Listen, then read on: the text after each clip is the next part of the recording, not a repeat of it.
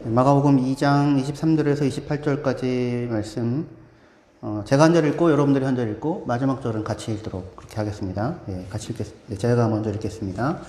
안식일에 예수께서 밀밭 사이로 지나가실새 그의 제자들이 길을 열며 이삭을 자르니 바리새인들이 예수께 말하되 보시오 저들이 어찌하여 안식일에 하지 못한 일을 하나이까. 예수께서 이르시되 다윗이 자기와 및 함께한 자들이 먹을 것이 없어 시장할 때 한 일을 읽지 못하였느냐. 그가 아비아달 베데스산 외에 하나님의 전에 들어가서 제사장 외에는 먹어서는 안 되는 진스러운 병을 보고 함께한 자들에게도 주지 아니하였느냐. 또 이르시되 안식일이 사람을 위하여 있는 것이요 사람이 안식일을 위하여 있는 것이 아니니 이러므로 인자는 안식일에도 주인이니라. 아멘. 자리에 앉아 주십시오.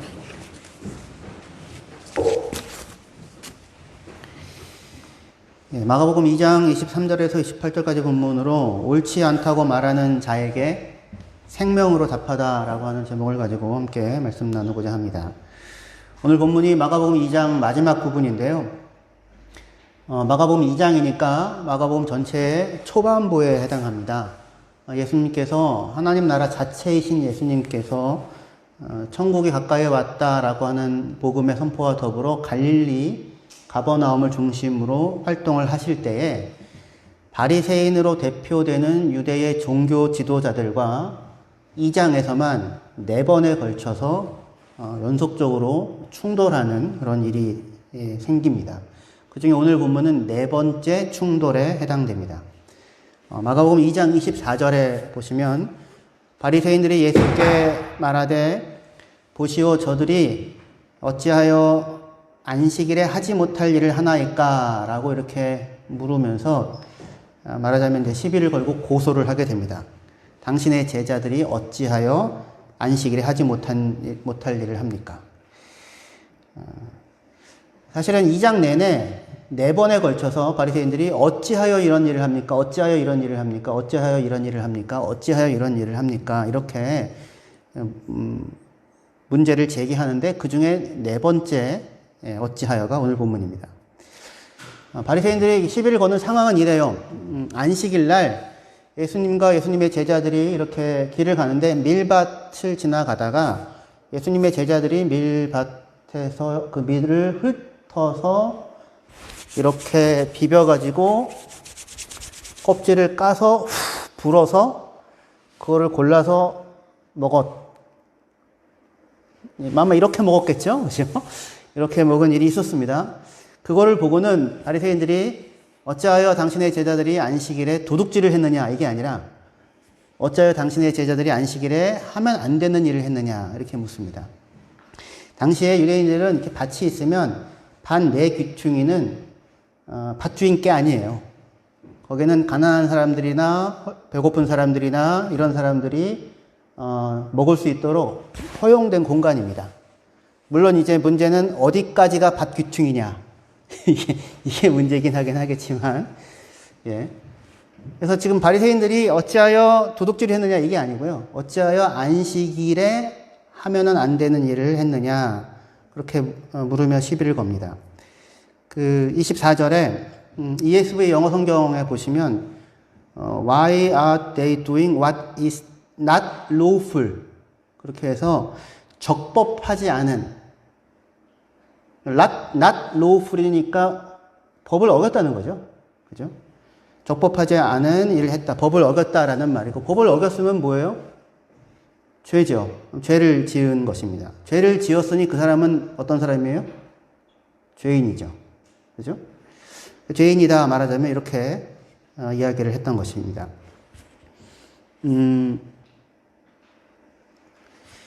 이어지는 논쟁은 다 이렇게 lawful하냐 아니면 lawful하지 않느냐라고 하는 그 말을 중심으로 해서 예수님과 바리새인 사이에 이야기들이 이어집니다.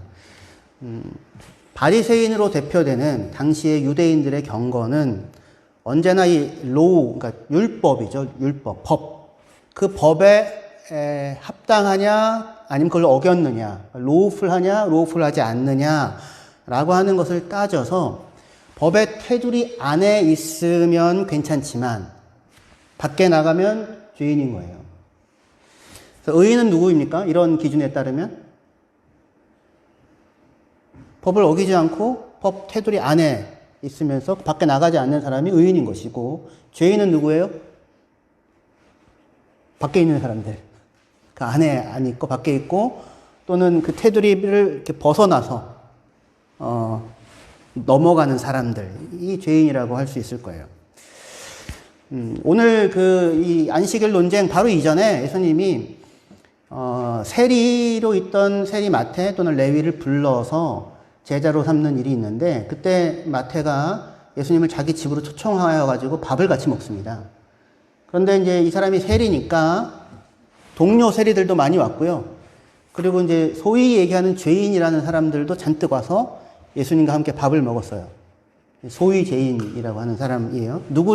무엇을 기준으로 죄인이었겠습니까? 당시 바리새인들이 세워놓은 법을 기준으로 볼 때에는 그것을 어긴 그 밖에 있는 사람들, 그런 사람들이 죄인이라고 할 수 있는 거죠. 그런데 그렇게 예수님께서 당시 세리와 여러 죄인들과 같이 밥을 먹고 있자 그걸 보고는 바리새인들이 물어요. 뭐라고 물었겠습니까? 어찌하여 당신은 죄인들과 함께 먹는 로우풀하지 않는 일을 하는가? 말하자면 이렇게 물었을 것입니다. 예수님이 여기 오셨는데 저희가 이렇게 밥을 먹는데 바리새인들이 볼 땐 다 죄인들인 거예요. 지금 법 밖에 있는 겁니다. 그래서 대놓고 어찌하여 죄인들과 밥을 먹습니까? 이렇게 얘기를 하는 겁니다. 그 얘기를 듣는 죄인들은 기분이 이렇게 대놓고 얘기를 하는데, 왜냐하면 기준이 분명해서 그래요. 법이라고 하는 기준이 분명한 기준이 있고 그거를 어겼으니까, 정결교례, 안식일 규정, 음식 규정, 이런 명백한 법들이 있거든요. 그러니까 죄인이고 죄인들과 함께 밥을 먹는다고 그렇게 예수님에게 시비를 걸게 됩니다. 죄가 성립되려면 법이 있어야 하고요. 법을 어기는 것이 범법이고 범법을 행하는 사람은 죄인이 되는 거죠. 그런데 사실은 생각해 보시면 바리새인과 세리의 기도라고 예수님께서 지난주에 저희가 같이 잠깐 생각해 봤던 말씀인데, 바리새인과 세리의 기도에 등장하는 바리새인과 세리를 생각해 보면 바리새인들의 입장에서는 그 비유 속에 바리새인은 의인이에요, 죄인이에요?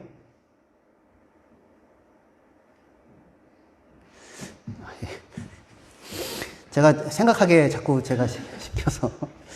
바리새인과 세리의 기도에서 바리새인이 하늘을 우러러 손을 들고 주여 하나님 감사합니다. 저는 일에 2번씩 금식하고 소득의 11조를 드리고 이 토색불이 가늠하는 자와 이 세리와도 같지 아니함을 감사하나이다. 이렇게 얘기를 해요.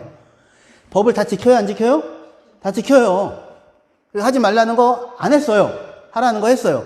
그러니까 바리새인들의 기준에 보면 이 바리새인은 의인이에요. 그죠? 근데 세리는요? 세리는 감히 하늘을 우러러 보지도 못하고 자기 가슴을 치며 가로되 하나님이여 불쌍히 여기소서 나는 죄인입니다. 이렇게 얘기를 했단 말입니다. 자기도 죄인이라고 인정하고. 그러면 바리새인들의 기준으로 보면 이 세리는 죄인이에요, 의인이에요? 죄인이죠, 분명히 죄인입니다. 그런데 예수님은 뭐래요? 바리새인이 아니라 누가 하나님 앞에서 의롭다? 세리가, 지금 이 비유 속에서 세리가 의롭다라고 얘기를 하세요.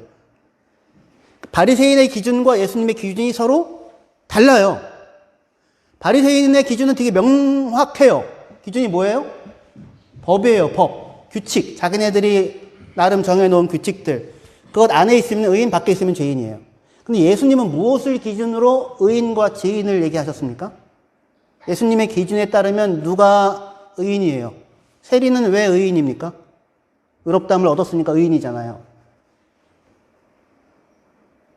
예수님의 기준에는 하나님과의 관계를 기준으로 죄인과 의인을 얘기하세요. 세리는 누구를 인식합니까? 하나님을 인식하죠. 하나님 앞에 감히 고개를 들지도 못하고, 그러니까 하나님 앞에 자기가 서 있음을 알아요. 그리고 그분 앞에 자기가 누구인지를 돌아봅니다. 그리고 그게 다가 아니라, 그리고 하나님의 긍휼과 은혜를 구하며 누구에게 나아가요? 하나님께 나아가죠. 그죠? 하나님과의 관계가 있어요. 하나님이 누군지를 알고 그를 경외하고 자기가 누구인지를 알고 그리고 그의 은혜가 필요한 자가 자기라는 걸 알아서 하나님께 나아가요. 이 사람에 대해서 예수님이 의인이라고 얘기해요. 기준이 달라요. 바리새인은 의롭지 않은 거예요. 왜요? 바리새인은 하나님 앞에 서서 살지 않아요. 바리새인이 서서 따로 기도하여 그렇게 얘기를 하는데 서서 따로 기도한다는 그 말은 원래 원문에 따르면 자기가 자기에게 기도했다고 돼 있어요. 우리도 그렇게 기도할 때 많아요. 혼잣말하고 하나님을 생각하지 않아요. 하나님 앞에 서 있다는 인식을 못해요. 그러니까 하나님 없이 살아온 거예요. 규칙 앞에서, 법 앞에서 그걸 지키고 살아온 겁니다. 어기지 않고 살아온 것이고. 그래서 스스로 자랑스럽고 쟤네들은 멸시하면서. 그게 기도의 자리에 있는데 기도가 아닌 거죠. 하나님과 관계가 없어요. 그러니까 그 사람이 의인이 아니라 죄인인 거죠. 기준이 달라요. 바리새인들이 가지고 있는 죄와 의를 나누는 로우풀하냐 그렇지 않느냐와 예수님은 무엇이 기준이에요? 하나님과의 관계를 맺고 살고 있느냐 그렇지 않느냐예요. 바리새인들은 하나님의 생명에서 떠나 있는 겁니다. 떠나 있어서 나름 열심히 살면서 문제를 못 느껴요. 죽어 있어요. 하나님의 생명에서 떠나 있는데 세리는 하나님 앞에 감각이 살아 있어요. 하나님을 느껴요. 하나님을 인식해요. 그리고 그 앞에서 내가 온전히 설 수 없는 자라는 걸 알아 하나님의 은혜를 구하며 나아가요. 살아있죠. 그 사람에 대해 의롭다고 예수님께서 말씀하십니다. 기준이 다르니까 충돌이 생기게 되는 겁니다. 예수님은 바리새인들의 기준을 따라 볼 때 죄인이라고 낙인 찍힌 사람들과 열심히 만나셨어요. 그죠? 바리새인들의 기준으로 죄인이라고 낙인 찍힌 사람들과 열심히 만나서 식사를 하시고 교제를 하시고 삶을 함께 나누셨습니다. 예수님이랑 이 사람들의 사이가 좋아요. 이 사람들은 예수님께 나아가서 죄인이라고 불렸지만 이 바리새인의 기준에는 예수님께 나아가서 예수님의 말씀을 듣고요.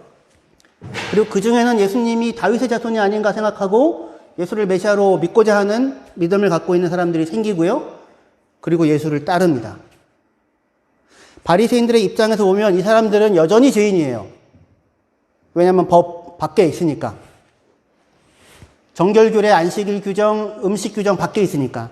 하지만 예수님의 입장에서는 이 사람들은 자기를 따르는 자기 백성입니다. 그래서 예수님이 뭐라고 얘기하냐면 세리와 창녀들이 너희보다 먼저 하나님의 나라에 들어갈 것이다. 그렇게 얘기해요. 여기서 너희보다 먼저는 이 세리와 창녀가 먼저 들어가고 너희는 나중이라는 뜻이 아니라 얘네들만 들어간다는 겁니다. 유대인들의 비교급 표현이에요. 너희는 아니고. 그러니까 굉장한 차이죠. 똑같은 사람에 대해서 의인과 죄인이라고 부르는 기준이 다른 거예요.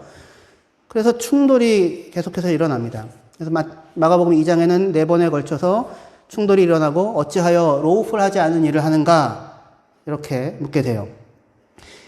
아까도 설교 시간에 설교하면서 제가 말씀드렸지만 유대인들에게 있어서 법은 크게 안식일 규정, 정결규례, 음식 규정을 지키는 것으로 자신의 경건의 원칙을 기준을 삼고 살아왔었습니다. 이 셋을 다 지킬 때 경건하고 의인이고요. 이 셋 가운데 어기고 살면 그 사람은 유대인이지만 로우풀하지 않은 일을 한 죄인이 되는 것입니다. 정결규례와 음식 규정에 대해서는 마가복음 7장에 다뤄요. 마가복음 성경 공부에 참여하시면 잘 들으실 수 있어요. 오셔서 함께 하십시오. 시간을 내셔서. 오늘 문제는 안식일 규정이에요. 안식일 규정. 안식일 규정은 다만 안식일 날 하나님을 예배하고 그리고 그날은 일하지 말고 쉬어라. 이렇게 생각할 수 있는데 그런 차원만이 아니고요. 당시 유대인들의 미슈나라고 이렇게 예수님 시대를 엿볼 수 있는 기록이 있어요. 거기에 안식일 편에 보시면 안식일에 금하는 39가지 범주의 노동을 이렇게 정해 놓았습니다. 잘 안 보이죠? 예, 한글 쪽을 좀 키워주세요. 지난번에 보니까 이게 가능하시던데. 예. 이렇게요. 안식일날 이걸 하면은 일한 거고요. 일을 했으니 법을 어긴 거고요. 법을 어겼으니 범법자이니까 죄인인 겁니다. 되게 단순하고 분명해요. 뭘 하면 안 되냐면 씨를 심으면 안 되고요. 추수와 관련된 겁니다. 쟁기질을 하면 안 되고, 거두어도 안 되고, 추수해도 안 되고, 타작해도 안 되고, 키질을 해도 안 되고, 곡식을 골라도 안 돼요. 그리고 빻아도 안 되고, 채질해도 안 되고, 반죽 안 되고요. 요리하면 안 됩니다. 안식일날. 음식 만들면 안 돼요. 털 깎아도 안 되고, 빨래를 하거나 표백해도 안 되고, 실 짜기, 염색하기 안 되고, 배 짜기, 실 잡기, 두 옷감을 하나로 이어붙이기, 두 개의 실을 꼬기, 실을 두 개로 나누기, 매듭 찍기, 매듭 풀기, 바느질 두 땀 하기. 한 땀은 괜찮아요? 두 땀 하면 안 돼요? 근데 한 땀 하고서 두 땀 하기 위해서 잘못했어. 풀으면 안 돼요. 그러면 이미 그건 두 땀을 하겠다고 하는 의도잖아요? 그러면 안 돼요. 그리고 사냥하기, 도살하기, 가죽 벗기기, 가죽에 소금 치기, 가죽 보존 처리하기, 털 빗질하기, 가죽 자르기, 두 글자 쓰기. 글자를 한 글자는 쓸 수 있어요. 두 글자 쓰면 안 돼요. 근데 한 글자 쓰고 잘못 썼어. 지우면 안 돼요. 지우는 이유가 다시 쓰려고 하는 거잖아요. 그럼 두 글자를 쓰려고 하는 거죠. 그러면 일을 한 거예요. 물론 제가 이거 약간 희화화하는 겁니다. 여기 이 속에 사시는 분들은 또 다르게 얘기할 수도 있어요. 건축하기, 허물기, 불 끄기, 불 켜기. 지금 저희가 이렇게 오늘 불 켰잖아요. 지금 켜져 있는 상태에서 끄면 일하는 거예요. 아까 불 킨 일하신 분 누구십니까? 강래 집사님. 죄인입니다. 불 끄는 죄를 또 범해야 되는. 그러니까 불을 켜져 있으면 끄면 안 되고요. 꺼져 있으면 켜면 안 돼요. 그리고, 망치질하기, 물건을 이곳에서 저곳으로 운반하기. 이렇게 되면 일입니다. 유대교의 안식일 규정에 따르면 이런 일들은 안식일에 하면 안 되는 일이에요. 근데 예수님의 제자들은 지금 3번 거두기에서 7번 고르기까지 5개의 규정을 한순간에 다 어기게 된 겁니다. 훑어서 추수하고 타작하고 탈곡 같은 것 하고 골라서 먹었잖아요. 그러니까 이 5가지 규정을 다 어기게 됐어요. 그러면 바리새인들의 기준에 따르면 예수님의 제자들은 죄를 범한 죄인이 되죠. 그래서 이렇게 묻게 돼요. 당신의 제자들은 어찌하여 안식일에 로우풀하지 않은 일을 하셨는가? 그러자 예수님이 이제 대답합니다. 로우풀과 관련한 말들도 대답해요. 처음에는. 야, 그렇게 너희들이 그 법을 따지는데, 그러면 너희들 그렇게 숭상에 맞이하는 다윗이 공고할 때, 시장할 때에 제사장만이 먹을 수 있는 진설병을 먹었는데, 그것에 대해서는 왜 너희는 시비를 걸지 않느냐? 선택적 로우풀이에요. 그리고는 여기에 그치는 게 아니라 이어서 마가복음 2장 27절에 여기 같이 읽어볼까요? 27절. 네, 시작. 또 이르시되 안식일이 사람을 위하여 있는 것이요 사람이 안식일을 위하여 있는 것이 아니니 이러므로 인자는 안식일에도 주인이니라. 예, 이렇게 됩니다. 안식일이 사람을 위해서 생긴 것이지 사람이 안식일을 지키기 위해 창조된 거 아니다. 그 얘기예요. 안식일은 7째 날이죠. 사람은 언제 만들어졌어요? 6일째. 사람이 먼저 만들어졌어요. 안식일이 만들어지고 안식을 지키기 위해서 사람 만들어진 게 아니라 사람이 먼저 있고 사람을 복되게 하기 위해서 안식일이 주어진 겁니다. 안식일법은 하나님이 6일간 열심히 일하시고 그 결과를 사람들에게 주어 누리도록 하려고 준 거예요. 안식은 수고의 결과로 누려집니다. 6일 동안 열심히 일하고 7일째 쉬어라가 안식인 거죠. 그죠? 하나님이 수고하여 일하시고요. 그리고 사람에게 그것을 주어서 누리라고, 쉼을 누리라고 준 게 안식일이었는데, 바리새인들은 안식일날 쉬어라, 아무 일도 하지 말아라 라는 말씀이 어느 방향을 향해 가고 있는지를 놓치고, 일하면 죽는다, 일하면 죄다, 일하면 로우풀하지 않다, 일하면 법을 어긴 것이다 라고 말씀을 해석하고는 39가지 범주의 일을 만들어서 그 밖으로 나아가면 죄인이라고 판단을 했던 것입니다. 하지만 사람은 안식일 날 일하지 않기 위해 지어진 거 아니고, 안식일 규정을 지키기 위해 창조된 것도 아니고, 그리고 안식일 자체가 일하지 않는 사람들 죄인으로 만들기 위해 생겨난 거 아니죠. 그죠? 오늘 남편이 아내에게, 아내 오늘 당신 오늘 생일이니까 오늘 저녁에 아무것도 하지 마. 손가락도 하나 갖다 가지 마. 내가 다 할게. 그냥 그대로 있어. 근데 아내가 집에 들어가자마자 숟가락을 놓으면 죄인인 거죠. 그런 게 아니잖아요. 그죠? 그 말의 의미가. 안식일 날 일하지 말라라고 하는 일하지 말라는 법이 규정이 필요한 경우가 있어요. 분명히.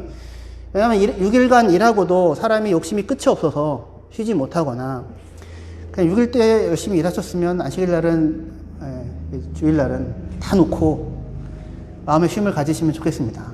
근데 현대 사회가 그렇지 않아가지고 쉴 수가 없어요. 완벽해야 되는 그런 사회 속에서. 또는 누군가에게 사업주든지 간에 안식일을 허락하지 않고 계속해서 일을 시키려는 경우가 있을 수도 있잖아요. 그러면 그런 경우에는 규정이 반드시 필요하죠. 쉬어라. 쉬게 해라. 하지만 이것은 안식일에 일하면 죽는다. 이건 아니죠. 사람에게 안식과 쉼을 주라고 하는 적극적인 방향성을 갖는 규정입니다. 그런데 바리새인들로 대표됐던 당시의 유대인들의 경고는 사람이 하나님을 더욱 사랑하고 그를 닮아가는 생명의 길 안내로 이 법을 사용하기보다 그 율법을 자신들의 권력의 원천으로 삼아서 무수히 많은 사람들을 죄인으로 만드는데 이 율법을 사용하고 있었습니다. 왜요? 바리새인들이 특별히 나쁘고 완악하고 어리석은 죄인들이었기 때문에 그럴까요? 근데 사실은 율법이라고 하는 것 자체가 한계가 있어요. 현실에 있어서 율법은 사람을 죄인으로 만들고 그에게 사망을 선고하는 것 말고는 그 이상의 일을 할 수가 없습니다. 왜냐하면 모든 규정들을 하나도 어기지 않고 다 지켜내는 인간이 없기 때문에 그래요. 이렇게 생각해 보십시오, 여러분들. 법 규정이 1000개가 있는데, 1000개보다 훨씬 더 돼요, 사실은. 그 1000개를 다 지키고 하나도 어기지 않고 지금까지 살아왔다 해도 단 하나의 규정을 어기면 그는 죄인이죠. 10,000개를 다 지켜도 단 하나를 어기면 그는 범법을 행한 죄인이죠. 그게 법의 시스템입니다. 인간이 하나님의 생명에서 떠나서 죄의 자리에 서 있는 현실 속에서 율법은 생명의 길 안내자가 되기보다 사망의 선고자가 될 수밖에 없는 상황이에요. 그래서 어떤 의미에서 바리새인들은 이런 상황을 막기 위해서 어떻게든 막겠다고 여러 가지 규정들을 만들어 놓았지만 그러면 그럴수록 더욱더 많은 사람들을 죄인으로 만들었던 것입니다. 근데 이렇게 적법하냐, 로우풀하냐라고 하는 기준으로 모든 것들을 보고 묻는 바리새인들에게 예수님은 다른 원리인 생명이라는 원리를 가지고 말씀을 하십니다. 생명이라는 원리를 가지고. 왜냐하면 인간의 문제는 법을 다 지키지 못했다라고 하는 것 훨씬 이전에 인간이 지금 하나님의 생명에서부터 떠나 있는 상황이라는 것. 생명의 근원에서 떠나 있기 때문에 부패하고 그리고 뒤틀려져 있을 수밖에 없다는 것. 여기가 지금 인간의 현실이고 율법은 바로 지금 이러한 인간의 현실을 드러내는 역할을 하는 것입니다. 그래서 오늘 우리가 읽었던 본문에 이어지는 본문에서 예수님이 안식일 날 회당에 들어가세요. 그런데 거기에서 누구를 만나냐면 한 손 마른 사람을 만나요. 누가복음에 따르면 오른손이 말라 있어요. 말라 있으니 일을 할 수가 없겠죠. 그러면 가족들은 먹고 살기 힘들겠죠. 이 사람이 난 일하지 않아도 된다, 좋다, 안식이다 이게 아니라 일할 수 없으니 안식이 없는 상황 가운데 있는 거예요. 그럼 이 사람에게 안식을 주려면 뭘 해야 됩니까? 율법은 무슨 일을 할 수 있을까요? 예수님이 딱 보니까, 바리새인들이 딱 보니까 예수님이 이 사람을 고치려고 해요? 고치려고 안 해요? 고치려고 해요. 율법은 뭘 하냐면 고치면 죄야. 이게 되는 거죠. 손 말랐어. 근데 그것을 펴. 그러면 안식일 날 그걸 고치면 죄야. 이렇게 되는데 율법이 하는 일입니다. 근데 정말로 이 사람에게 안식을 지기 위해서 필요한 건 뭡니까? 고쳐내야죠. 생명을 줘야죠. 그래서 예수님께서 손을 내밀라라고 명령하고 그가 그 명령에 순종하여 손을 내밀자 손이 펴져요. 그러니 이 사람이 그동안 한 번도 그동안 꿈꿔오지 못했던 형태의 삶이 가능해지죠. 그 손으로 일하여 자기 가족을 먹여 살릴 수 있게 되는 것입니다.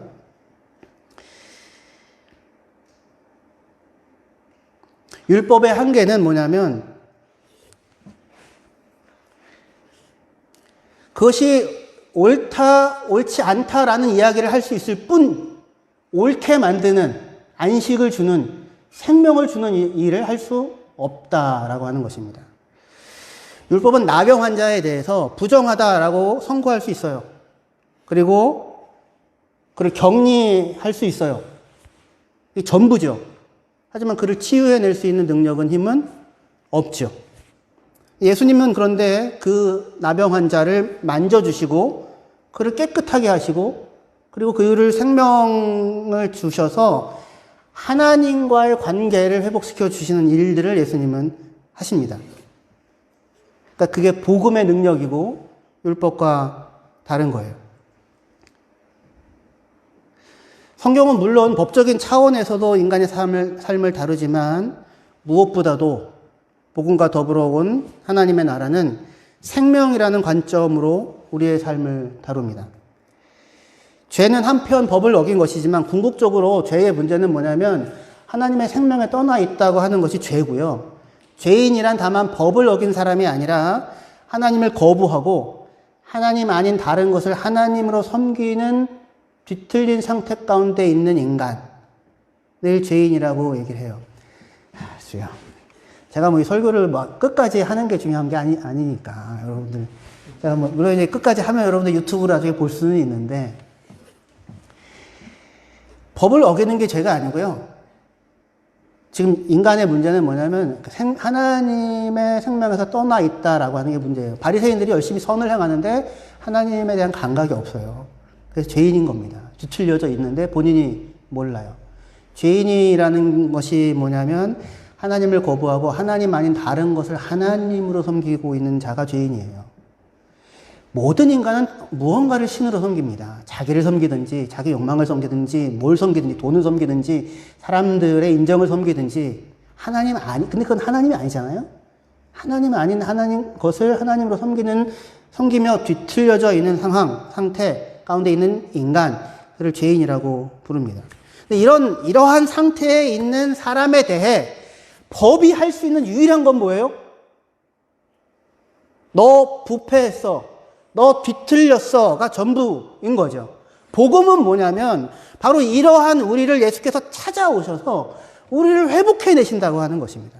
손을 내밀어라. 그를 만져주시고 그를 깨끗하게 하시고 건강하게 한다는 거예요. 사람의 기준으로 재단되어 죄인이라고 낙인 찍혀진 하나님의 생명에 떠나 있는 사람들에게 예수님이 찾아오셔서 자신의 생명을 주시고 자신의 생명을 내어주시는 것으로 그 사람 안에 생명을 허락하시는 것입니다. 그래서 그 예수님을 받아들이고 내 삶 가운데 받아들이고 예수님의 사랑을 믿고 받아들이고 예수님을 나의 주인, 나의 구원자, 나의 하나님으로 내 인생 가운데 모셔드릴 때 그 사람 안에 생명이 들어오고 그 사람 안에 생명이 시작되는 거예요. 비로소 새로운 삶에 대한 가능성이 생기는 것입니다. 더 이상 죄와 사망의 법이 아니라 생명의 성령의 법이 통치하는 하나님의 자녀로 살아갈 수 있게 됩니다. 그래서 이제는 너는 법 규정을 어겼으니 죄인이다. 말라 비틀어졌으니 죄인이다가 아니라 그 비틀어진 나무를 회복하여 시냇가에 심어 생명의 원리를 따라 살아갈 수 있는 자가 되게 하신 것. 여기가 복음이고 예수님의 능력인 것입니다. 조금 다른 맥락이지만 그럼 그 얘기가 도대체 우리에게 어떻게 적용되나라고 만약에 물으신다면 고린도전서 10장 23절에서 24절 말씀 두 절 말씀만 같이 읽으시면 좋겠습니다. 예, 시작. 모든 것이 가나 모든 것이 유익한 것이 아니요 모든 것이 가나 모든 것이 덕을 세우는 것이 아니니 누구든지 자기의 유익을 구하지 말고 남의 유익을 구하라. 여기 모든 것이 가나라고 하는 것이 lawful이라는 말이에요. All things are lawful but not all things are helpful. 적법하긴 한데 helpful 하지는 않다고요. 그러니까 지금 여기 바울이 복음이라고 하는 생명을 가지고 살아가는 성도들에게 대하여 바울이 제시하는 물음이 뭐냐면, 기준이 뭐냐면, 가하냐 가하지 않느냐, 적법하냐 적법하지 않느냐가 우리가 물어야 할 물음의 기준이 아니라 그게 헬프풀하냐, 그게 유익이 되느냐, 그게 덕을 세우느냐, 그게 사람을 살리고 생명을 주느냐라고 하는 게 물음이라는 거예요. 여기 지금 이 내용은 우상 제물의 문제에 대해서, 우상 제물을 먹느냐 마느냐의 문제예요. 먹는 게 로우풀하느냐 먹지 않는 게 로우풀하느냐 이런 물음에 대해 바울은 그게 물음이 아니라는 것입니다. 죄냐 죄가 아니냐, 이걸 하면 죄고 이걸 하지 않는 게 죄가 아니냐 이렇게 묻는 게 물음이 아니라, 그렇게 하는 것이 너희 형제에게 유익하니? 그게 형제를 무너뜨리는 건 아니니? 그 행동을 하는 것이 너에게 도움이 되니? 그것으로 말미암아 교회가 선이 풍성해지니? 이게 물음이라는 거예요. 생명이라고 하는 쪽에서의. 법이라고 하는 것은 최소한의 한계를 정하는 거잖아요. 사랑은 그것을 훨씬 넘어서죠. 거기가 생명인 것입니다. 학교를 빠지고 땡땡이 치면 죄인가요? 지옥 가요? 거기가 물음이 아니라고요. 거기가 물음이 아니. 시험 기간에 공부 안 하고 하루 종일 게임만 하면 죄입니까? 네. 죄냐 죄가 아니냐, 여기에 대한 대답은 부모가 게임기를 박살낸다.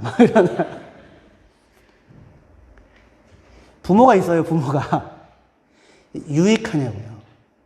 그게 어디까지가 한계인가, 어디까지가 적법한가, 어디까지가 로우풀한가, 그게 물음이 아니라 이게 바리새인들이 물었던 거예요. 근데 이걸로 어떤 생명도 안 나와요. 죄인들만 만들어지지. 무수한 죄인들만 만들어지고. 그게 아니라 그게 도움이 되는가, 그게 생명의 풍성함을 나타내고 전달하나, 그게 형제를 세우는 것인가, 그게 사람을 살리나, 상 가운데 하나님의 영광과 지혜가 얼마나 풍성한 것인지가 그것을 통해 드러나나, 이게 물음이라는 것입니다. 그렇기 때문에 욥이 죄 안 짓고 살았잖아요. 그게 다가 아닌 거예요. 탕자의 비유에서 형이면 다가 아닌 거예요. 탕자의 비유에서 형은 로우풀하죠. 의인이죠. 근데 아니잖아요. 그리고 탕자여도 끝장인 게 아닌 거예요. 바리새인의 기준으로 보면 탕자는 로우풀하지 않지요. 죄인이지요. 소망이 없어요. 받아들여질 길이 없는 거잖아요. 하지만 아버지는 그를 받죠. 그에게 생명을 주죠.